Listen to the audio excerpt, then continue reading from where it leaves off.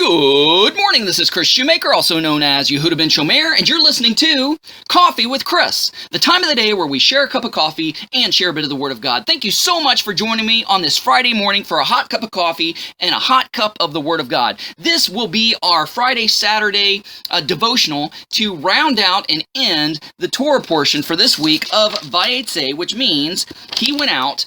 And today's passage is taken from Genesis chapter 31, verse 43, all the way to chapter 32, verse 3.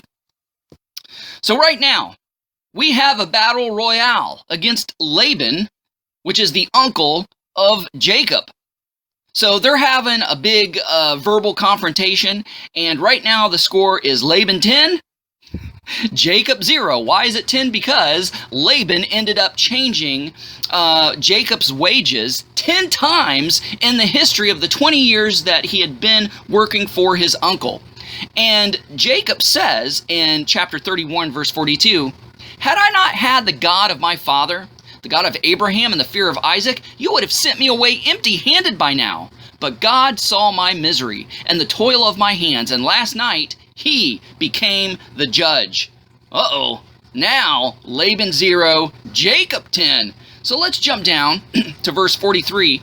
It reads, "In response, Laban said to Jacob, 'The daughters are my daughters, and the sons are my sons, and the flocks are my flocks. Everything you see is mine.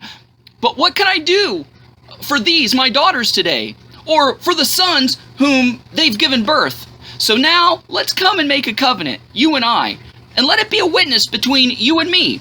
So here the score is flipped. Now it's Laban 0 and Jacob 10, because Jacob has gotten the upper hand because God allowed it to happen, and now Laban has nothing. Laban is not going to leave empty-handed. Just as Laban screwed Jacob over 10 times, Jacob is being rewarded and recompensed 10 times for his pain and suffering and toil. And so Laban's going to walk away with nothing. He thought he was going to run after Jacob and get back his daughters, get back his grandchildren, get back all his flocks, and give Jacob the what for. But he realizes now he can't touch him because God is on his side, and now he's about to leave empty-handed. Now he's scared of Jacob because he's afraid that he's going to maybe get him back for those 10 times he screwed him over. And so Laban's like, let's make a covenant. And they made this covenant, and Laban ends up saying, now, you won't cross this point in order to harm me, and I won't cross this point in order to harm you. You know, God's going to be our witness, and God's going to be our judge. So Laban confesses defeat, then calls a truce.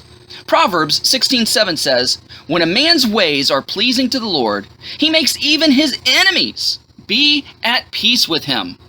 And this is exactly what happened to Jacob. Let this be a lesson to us for this week. Guys, thanks so much for listening. Go out there and have a great day. Shalom, and God bless.